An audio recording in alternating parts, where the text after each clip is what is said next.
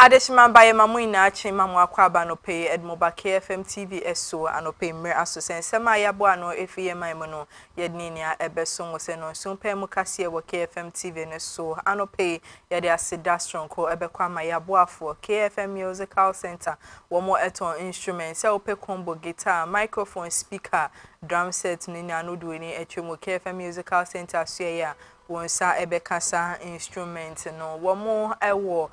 asante mantem ubehu mechi akwan ewo dum womo Sambra Hotel no anebon hwenim ubankar mantem ha so a womo ewa krazongo lane no nti betimi akoke FM Musical Center so ye na wakwajo instrument papa ebo ne so eda form boko anopei womo eso ya cinema yede nsem no yede besomo yebesan ede aseda biom akwa madada batek up womo eton phones eni ho aka de bia sa ope Infinix iPhone Samsung Tecno Yam ni na nuduweni etwem wodada batek haba ubenya sa phones ni na ebi ewo hosa na phones no edoso esan papa warranty edas no emu edruye papa pa womo so eso yasne manu pensem no yede airbro talent microfinance womo sika krabia womo aba womo ebua ni padodo na mom sika sem ejina ne nine so eno nti se wo ye ankranko enweko sorry na mo pe baby edi mo sika esie no mema eno enye wodadwen esanse talent aba womo ebeboa ma osika sem no etimi ejina ne nice ye papa pa no pay jumeko we adaroma no mubo mechi do ma mede nsem no mede besom na nsem no edoso de bedi mo akotin bi osem fo asem ame okenkan foi me so mede besom se no so pe mu kase ene se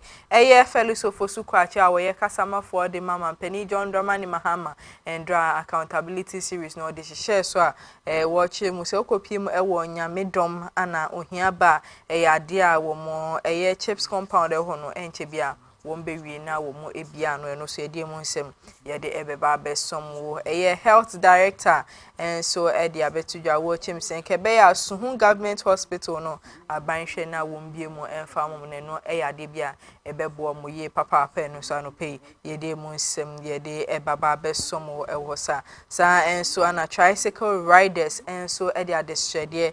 to aban ni mpenifo anima wo mo chemse licensing fee 1500 no kebe ya aban enhwe na wonye bibi emfa ho emomoni so anope yede mu nsem yede ebeba besom yede dwede nsem ebeka ho ede ama rice millers and so ede nsem bi abetudwa and so mo de kwa ma aban and so anope yebedomo esuko ede ama ebusiafo we ni nsem ne afoforo pi ayabo ano anope yede ebesom se no so pem kase wo KFM TV no so mekai wo sa anope nsem no etwago ewoye abefo ntentam fidie ne so Facebook and YouTube KFM TV GH and to betimi ahwebi na wa share na wa like na wa dwenche no so de gu ase ama me kama kenkan for me maami esenko maami dane me ho sema ba me ba nsem no me hya ase ede amo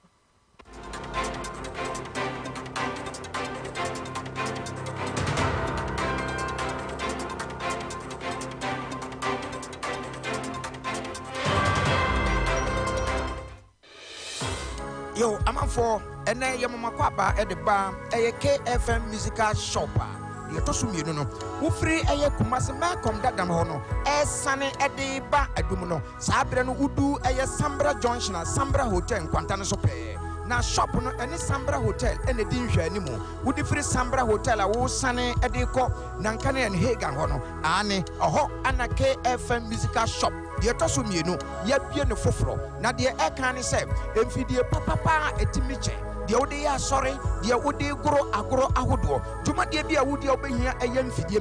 musical instrument piano, a KFM, and to say Ghana Muntie Asante Mai Muntie, a KFM musical shop, Anna Sabre, Yapia no fofro Monochai, a war Premper the second street. Ufri old man come down and now sunny at the co adumno and Udu Sambra Hotel Quantana so not what done on Sunny Faso or Anna's KFM musical shop ewo Yani Sambra Hotel Anna ewe anymore Yachao Abribia Gran Messi Sir Mayor Proud and I say Mayor Jar Nefri Kumasia Dun KFM instrument store. Obi disasa se bo men fo dia What to know when you see that? What did my papa? Ejina when him now what to say yes. What to know? Bibia Kawakoma. Ning every KFM instrument store, Kumasi Abdum. Semitra, Name Tonoma, Minya, Mikafi, and Papa Mu, and Nim Namikino. What about try a call Maya do say Kana, Jananka, Kana, and some way.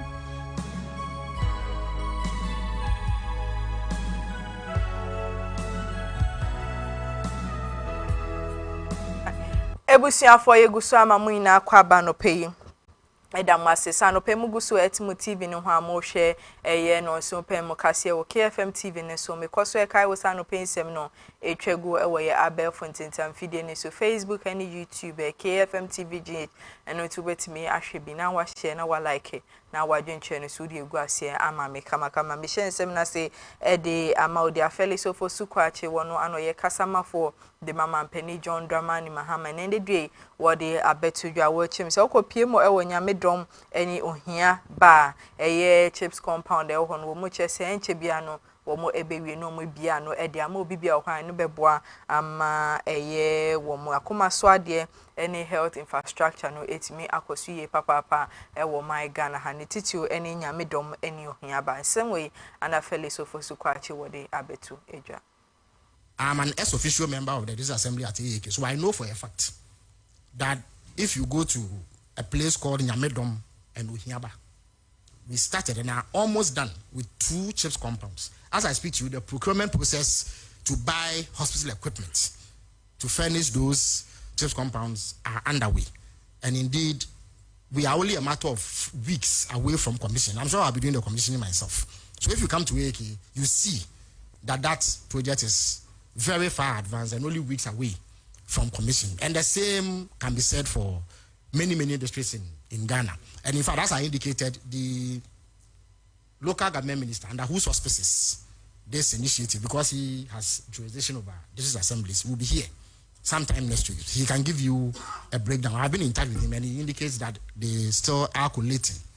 the specific details and data, and he will give you that. But I can assure you that it is a program that is far advanced, and it will be in fulfillment of government policy of beginning the free primary healthcare initiative.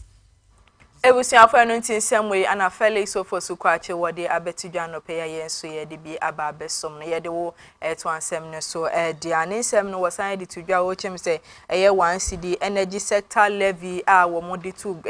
dwa e wo my Ghana ha eno eboa ma Ghana ye energy sector na etimi akoni ni wo che se sa levy na ya de a abebo my Ghana ye papa ama ye energy sector ne ka bi e wo mu no wo mo etua.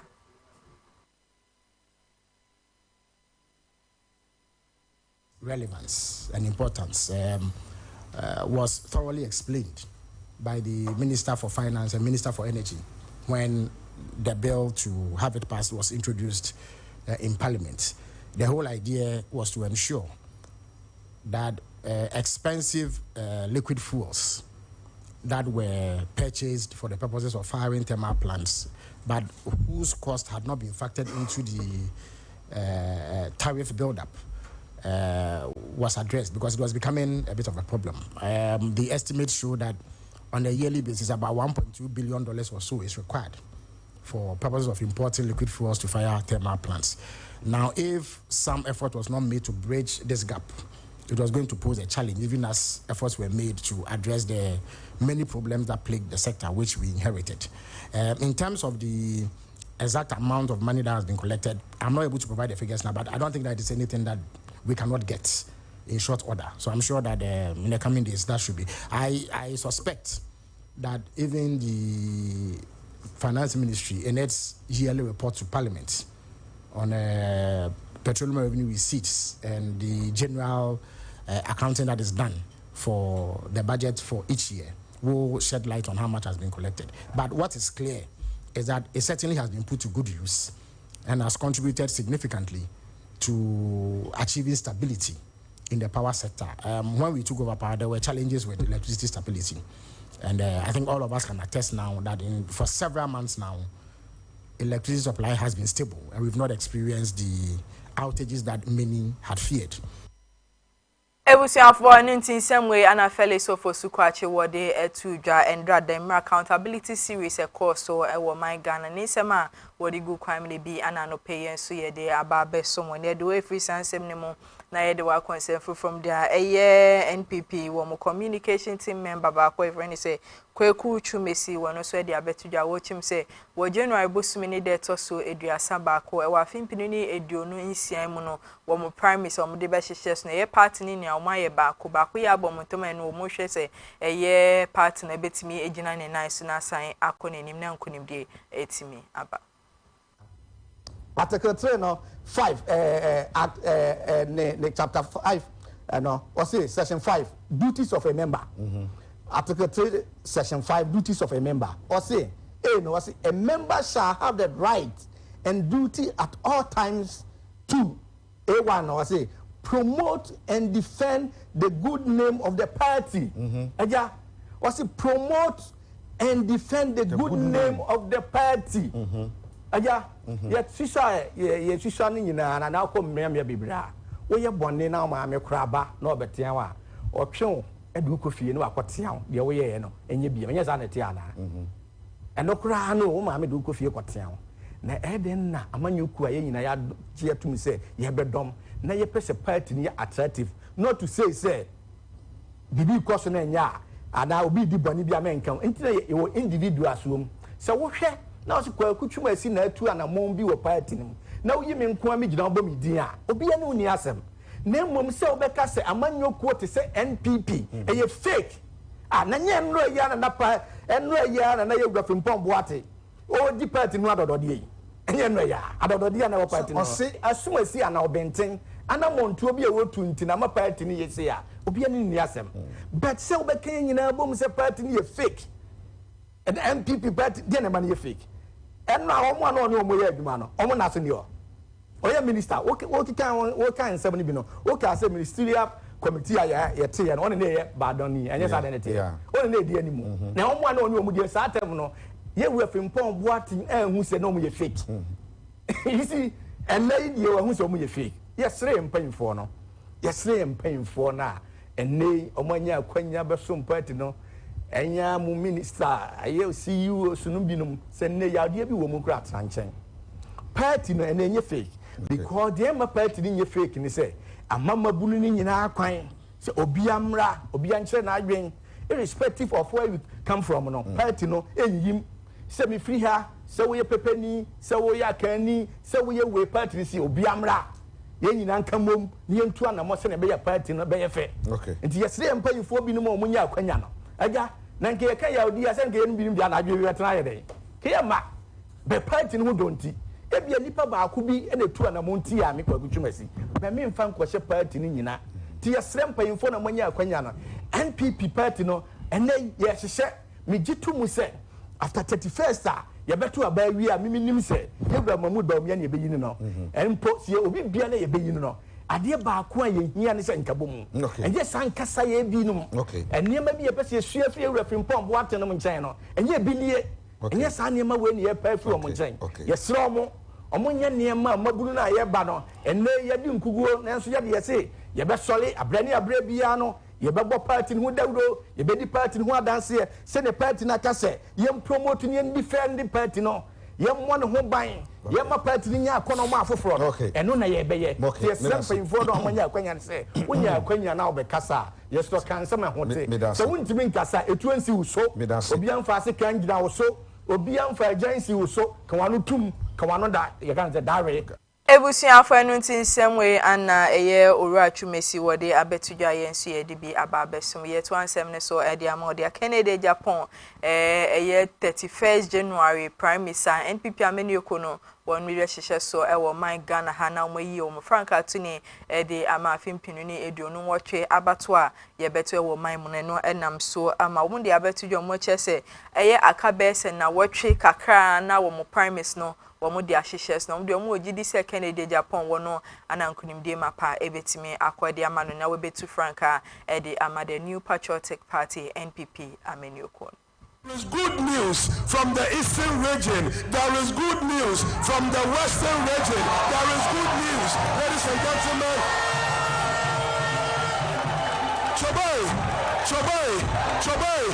From the 3 Brong-Ahafo regions, there is good news. From the 5 regions in the north, there is good news. Ladies and gentlemen, Western region, there is good news. Western north, there is good news. Choboy.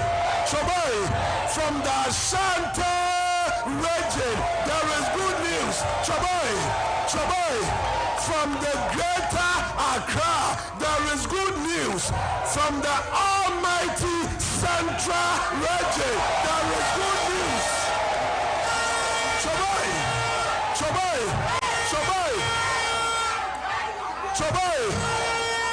The good news is that Patin Penifua, Mumbo and the date into her, inshallah. By the power of the Almighty God, Onimfo Ken Ohine Japan is the next president of the Republic of Ghana.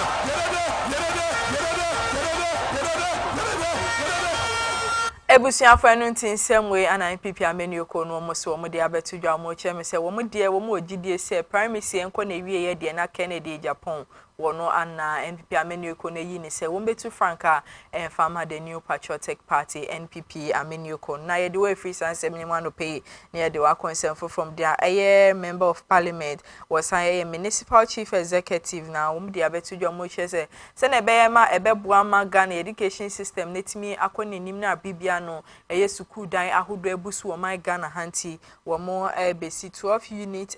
classroom blogger eno beboa ma bibia no education system no etimi afanento mapa efra ewo. This I made to the good people of Ashaiman, especially this particular school. The headmistress and the school authorities wrote to my office to support them with infrastructure and also security measures. And so I have discussed this with His Excellency John Dramani Mahama, who agreed and accepted that he was going to give us a particular school, infrastructure, that is 12-unit classroom, 2 stories.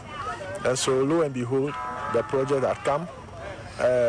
His Excellency had made available funds for the construction and the completion of the building. And today we are here to cut the sword for the commencement of the project. As we speak, probably by next week or next 2 weeks, I'm going to cut another sword for a maternity block, a 2-story maternity block that will be built at Committee 22 Polyclinic. And a host of projects that is coming to Ashaiman. And so I just want to let the people of Ashaiman know that the reset agenda that we promise the good people of Ghana, and for that matter Ashaiman, is happening. As I speak with you, a dialysis center is being built also through my common fund at the Ashaiman Municipal Hospital, and so on and so forth. So we have a lot of projects that are coming to Ashaiman. His Excellency John Dramani Mahama, Emma Assemblies Ninsaka 80% of the common fund, and 80% of the common fund now ebayeno. Omo maye say ye use 20% na yenfancy school adan. Na yenfa another 20% yenfancy the 24-hour economy market. And a school desk ni insio ni sanitation yamaniama. Enti biaye hu wa ha no 2025 common fund na eba Ashaiman Municipal Assembly a there was yenfancy school adan no. Eno na ene ye share school dan na say Ashaiman ha say ya school dan ahodin pa inte me abekọ schools be brebu no overcrowded ho. Into the purpose of this board is to say you see increase enrollment now things we are reducing overcrowding near my no 6 unit classroom block or ground floor no your staff common room your 6 unit WC room and your headmaster office also room I think that your a place I did by training and practicals for workshop. Okay, top was your ICT or and now 6 unit classroom block, your staff common room, your headmaster's office or the washroom or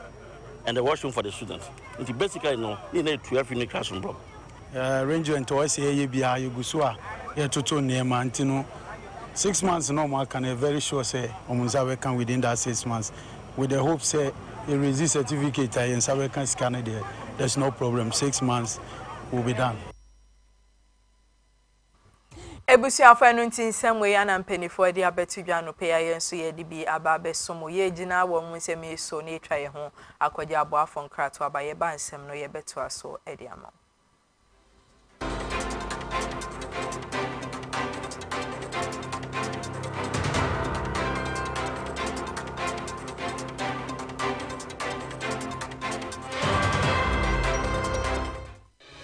Yo, I'm for and then Yamama Kwaba at the bar, a KFM musical shopper. You told me, no, who free a Kumasi Malcolm that Damono, a sunny at the bar at Dumino, Sabran Udu, a Sambra Junction, a Sambra Hotel, Quantana Sope.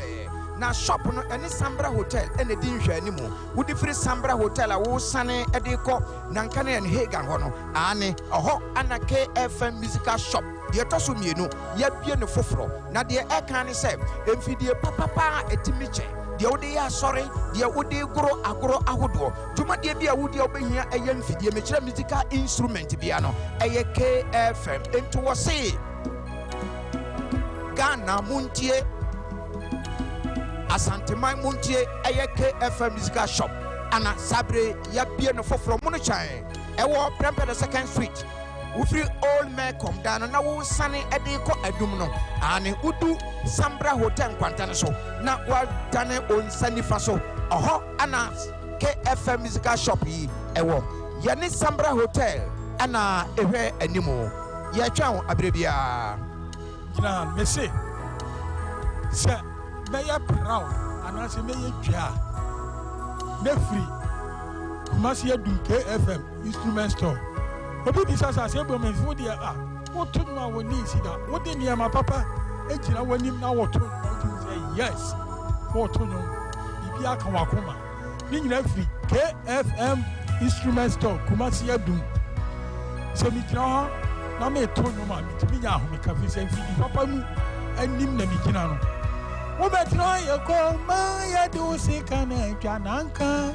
kana ensamfu ayi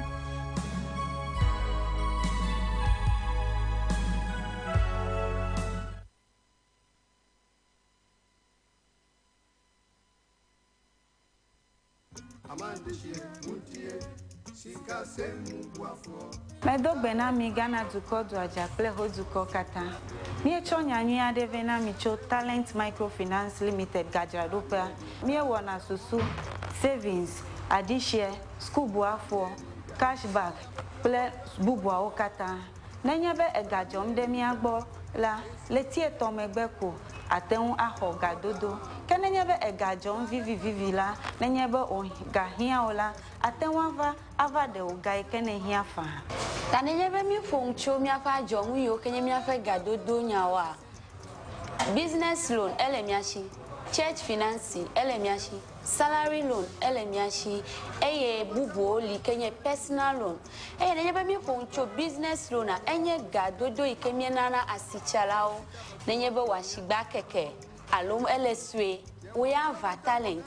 mi pepe gede nwo nenye washigba leswe ne woge wo keke gede ji to talent pomonu ome nenye be mi fonchu mi afa salary loan a enye gado mo mi ke mi vuna mi afa jirudu $1 nke ga nyo he ya va talent wo pay slip pe bank statement ye kwenye nwi hia o na kokoko salary loan le rate mi to keke akeji church financier personal loan va nenye habobo masoli hama eji fufofo sankuo jitao olila ashibobwe kekeake mia flegeno na nohem v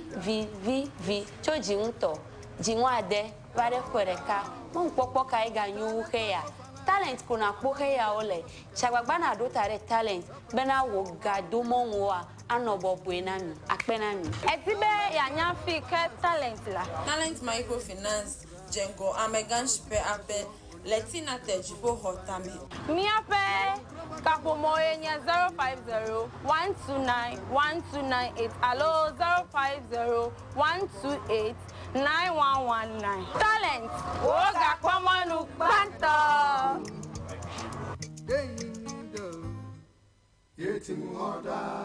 Talent Microfinance, your channel of wealth.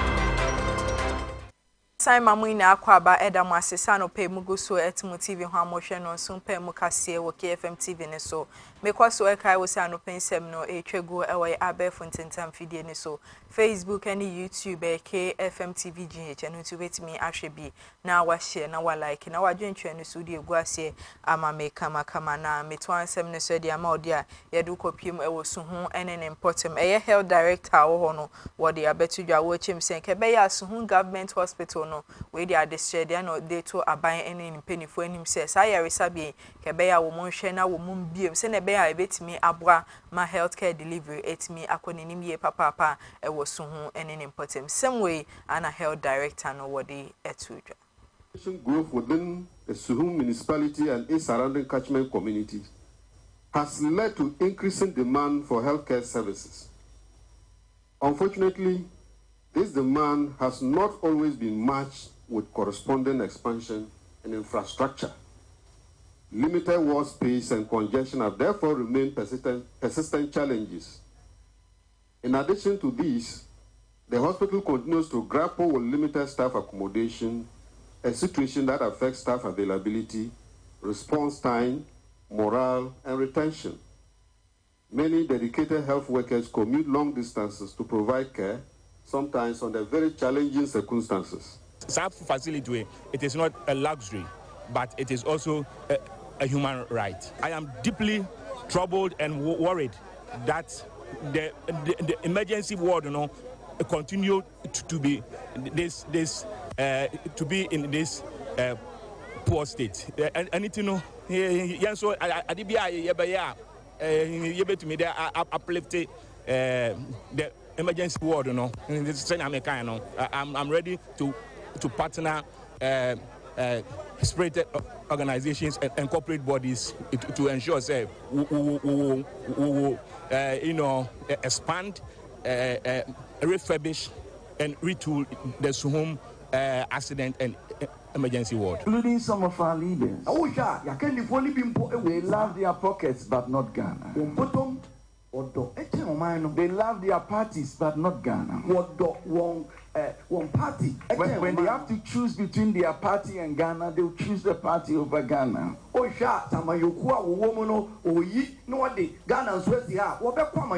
if you have to examine all the patriotic songs,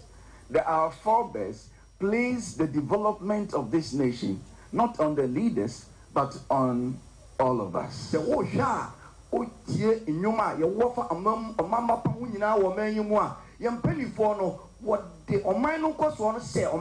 But it looks to me that these days we blame the top and we all think that we are free. So at this point, I want on behalf of the Executive Council to appreciate Suhum area for this kind gesture that they've done in support of our country, Ghana. Amen.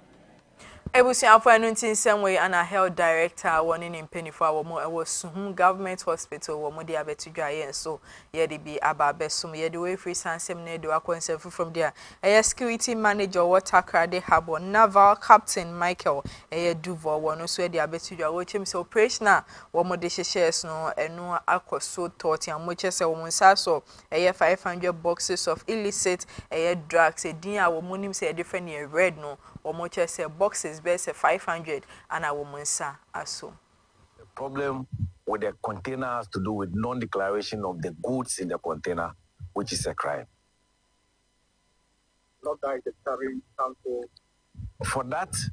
we cannot ascertain to it. That was where customs impounded the containers to go for further checks on the medicines, check order. So that in that regard, I'm sure Ghana Standard Authority will come in. They will be in the best position to tell us what kind of medicines were those medicines found in the container. It all boils up to the port vigilance to curb illicit trade through the ports, i.e. bringing of customs good, revenue loss to the states, which the port is very alert. And with the big push and the drive of the port to bring in more goods. We want to make the port safe for people to be able to do business here seamlessly without any challenge. Hence, the vigilance of the team to be able to identify such, which will be a very great loss to the state, but they were able to plug that. Ebusia for anything same way and penny for the abetu giant see the be ababesum ye do a free sansem ni money do a consent from there. Imano Ajete were a national public relations officer, PR demand National Commercial Tricycle Riders Union. Oh my Ghana no the abetu your watcher say a year woman license fee no 1,500 no woman extra by so on no ye bibi and fan momone kamia SSSK emu edruye papa woman share aban any pennyful. Our license issue has become the amount is higher than the riders their capacity. So when the DVLA reduced the license price for them, I think everyone will go by it and afford it as it is. Because if you see police harassing a paraglide rider or a tricycle rider, all because of licenses. In the first, there was no legalized issue, but now they have illegalized it for us. So the licenses, and then the station, we need stations for the riders. When you come to Kaswa here, the station is choked. And when you go to Koforidia, the same thing. When you go to Kumasi, you know that Kumasi, there's an issue about where they will park. At the KMA being struggling with the paraglide riders. So I think when we get the stations and then we get the licenses in a low cost, I think we will comply about what we are doing. In some way, Anna Tricycle Riders Association, our more my Ghana, how also womo ade abetu dwaye de bi ababe so ye do free sansem ni ma no pay na ye do akonsem from the edu kopiem e wotashi ene ne importem na ende do abetu dwa se kopiem wotashi ne importem ansuo ho akwatwe ye papa e ho aye den ede amom a womunye bi emfa nye anase emfa ndi wo mudada dwumedie eno enam so ma national security ene mpenifo de abetu dwa mo chese sisi ade wo mo hawo no etu obetwe sanse wo mo bebua amanso e ho aye den amom no wo mo so womo abe supply bi edi amawo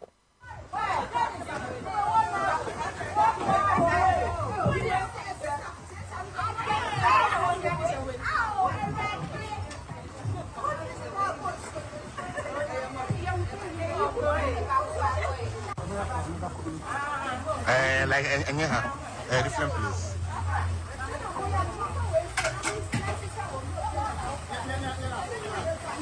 Ebusi afanu titation in important insuo de ho ayedin ye papa mom asese ade mpenifo enso etimi akomo ade amoma mo bebu ama wo munsuo sem no wo maso ano ade amone no enam sema municipal chief executive edima lejokuku eye Israel Ajete wono so ade abetudwa award national security for nase so mo etimi abom homoden abemu amom mende wo mo so wo manya nsuo edidi wo mo dada adwumedie ewo ho. Thank the national security coordinator, Colonel Dalik, Ivan Samenu, Honorable Mr. Charles, everybody who have intervened in this crisis of our water situation. May God bless them. And I know this is a temporary measure. We've also come around to see where we're doing our mechanized osmosis forward so that everything is settled. May God bless us and may God bless them. Ebusi afon some way and penifo awo mo ewoteshi ene important so wo de abetudwa ye de bi ababesumo anope ye do e free sansem ni mo ne de wa consent from there director Edima driver training testing and licensing directorate Edima driver and vehicle licensing authority DVLA ye owura Kafui Semevo wono so e de abetudwa wo de nyama ahodo bia ebegu kwame no ebeboa ma wo new number plate no momode beka ho a eno eden sisan ye papa ede ba wo mu ejuma no emu into our system. So for instance, if the towing system that government intends to introduce is done, they can rely on our number plates to charge the tolls and also identify vehicles that use roads that are towed.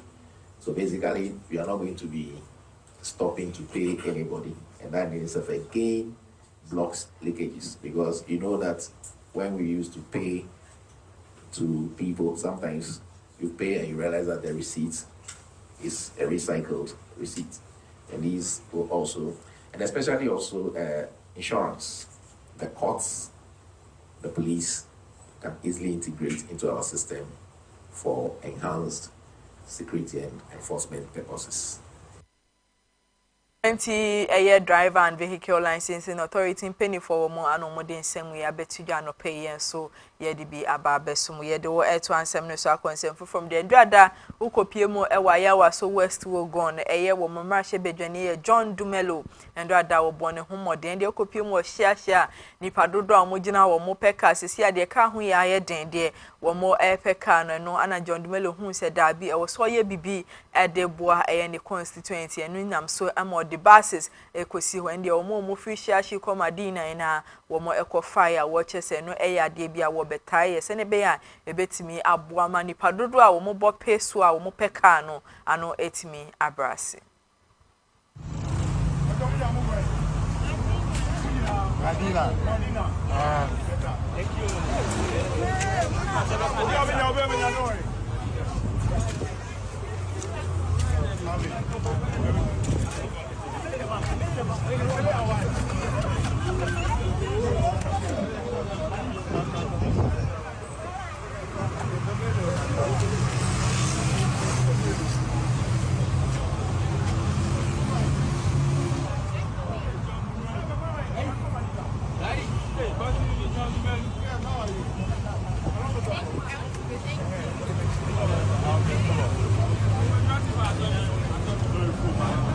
Madam.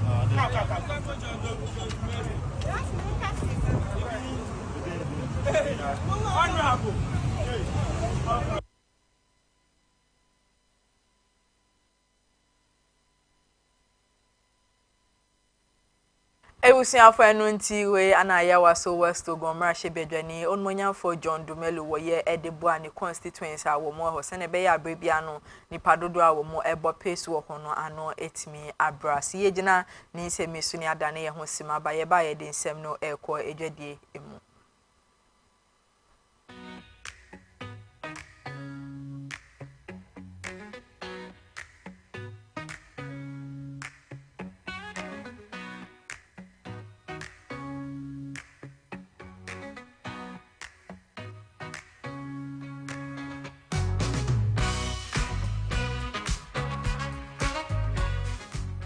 Ewusiafo nsem no ekwadwadie mu dia rice miller and agro processor Franco abo chief executive Edema Franco food processing and farms wono so dia betudwa wo de suggestion bia betudwa wo chem se se kamia ye se wo modwuma no from bisi basa nu dia wo mo se nka enyama hodo bia wo betimi dia aka ho abeboa ma edwuma no asan epeja no eno ade bia campaign for hwe na wo mo ya ebeboa yie papa ma bibia no modwuma no etimi enya consumers do na ewo mahimu. Our local farmers in the rice business are dying. This area here, Ajusu area, you go to Ampabami, this Ampabami, Etia, Kufuria, New Kufuria, the amount of rice that they are producing here can feed even all the secondary schools around here. But because of the competition from the foreign rice, there's this glut that I will take you around. You see the amount of rice here. You see, when I started here, I went to some of the farmers to give them some loans. 2022, when my district was open, I went to some of the farmers to give them some loans to buy fertilizers and all those things. But I looked now and see that they are not coming anymore for that, because the stock that they have has still not been sold. You understand what I'm saying? So you will see that there's a glut of local rice here, but it's not going because the foreign rice, and unfortunately the kind of foreign rice that they are buying is not the quality ones. I mean, the prices have reduced, it's not quality rice. Our market, our wives and this, and when they go to the market, the rice they want is the white one. Oh, and move with the fita and the papa. So what World Food Program has come up is that after you have gone to that stage, they want to add some kernels, fortified kernels, to add vitamin and folic acid, vitamin B12, and all those things to it. So when you feed it to the secondary schools or the JSS, they will be able to get all the nutrients. It's not been easy, but the World Food Program have, and the way I see it, they are determined to make sure that they go ahead and feed our local descent. Now, buffer stock, which supplies the secondary schools and high schools, is buy into it. The idea is that they want us to use local rice instead of imported rice. Not just local rice, but fortified. Busiafo eno ntinsem we ana rice millers wo so e de abetudwa no pe ya ye de bi aba besum e we dwede nsem ni mu ye gina we so ne de anopa eye no so pe mu kase ni ni aba na we ya no pe nsem no na edoso ye papa na de di mu akotene ebie ne se Felix ofosu kwache ende de wo de abetudwa o chem se okopie mu e wo nyame dom ene ohia ba e ya de a wo mo chips compound e ho no enche bia wo mewie na wo mabia no e de ama we no se de mu nsem ye de ebesum health director the Masuhu Government Hospital wono so etwem senkebeya sayaresa bia banhwe na wo mpegemu emfamo mne no eyade bia ebeboa ye papa ye de mu nsem ye de ebesum hosa tricycle riders enso de adesede eto aban ene ni mpenifo ni ma wo chese wo mo license fee 1500 nkebeya aban enhwe na wonte so emfamo mo hosa no so ye do mo esukwa de ma ye de dwede nsem eka ho de ma rice millers enso fresh nkebeya local rice no mo fa nyama bi nka ho abeboa ma wo mo enya consumers e wo man emu ebusiafo we ne nsem ne afoforo pi anope ye boa no ide beso mo se no so mpa mu kase wo KFM TV ne so ye beda ya boa fo ase KFM Musical Center dada bateka bana talent microfinance wo mo ana no pay wo mo eso ya sinema ye den semi ye de ebeso mo kenkan fo eyeme mami esin kroma ya kramuina